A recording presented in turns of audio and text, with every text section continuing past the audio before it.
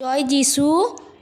ইতিমধ্যে আরেকজন আসিয়া কহিল, আপনার পুত্রকন্যাগণ তাহাদের জ্যেষ্ঠ ভ্রাতার গৃহে ভোজন ও দ্রাক্ষারস পান করিতেছিলেন, আর দেখুন প্রান্তরের পার হইতে একটা ভারী ঝড় উঠিয়া গৃহটির চারিকোণে লাগিল, আর যুবকগণের উপরে গৃহ পতিত হইল, তাহাতে তাহারা মারা পড়িলেন। আপনাকে সংবাদ দিতে কেবল আমি একা রক্ষা পাইয়াছি। তখন ইয়োব উঠিয়া আপন বস্ত্র ছিঁড়িলেন, মস্তক মুণ্ডন করিলেন ও ভূমিতে পড়িয়া প্রণিপাত করিলেন, আর কহিলেন, আমি মাতার গর্ভ হইতে উলঙ্গ আসিয়াছি, আর উলঙ্গ সেই স্থানে ফিরিয়া যাইব। সদাপ্রভু দিয়াছিলেন, সদাপ্রভুই লইয়াছেন। সদাপ্রভুর নাম ধন্য হোক।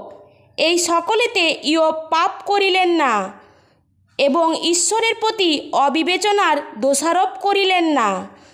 আর একদিন ঈশ্বরের পুত্রগণ সদাপ্রভুর সম্মুখে দণ্ডায়মান হইবার জন্য উপস্থিত হইলে তাহাদের মধ্যে শয়তানও সদাপ্রভুর সম্মুখে দণ্ডায়মান হইবার জন্য উপস্থিত হইল।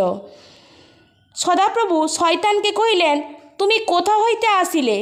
শয়তান সদাপ্রভুকে উত্তর করিয়া কহিল, আমি পৃথিবীর পর্যটন ও তথায় ইতস্তত ভ্রমণ করিয়া আসিলাম। সদাপ্রভু শয়তানকে কহিলেন, আমার দাস ইয়োবের প্রতি কি তোমার মন পড়িয়াছে?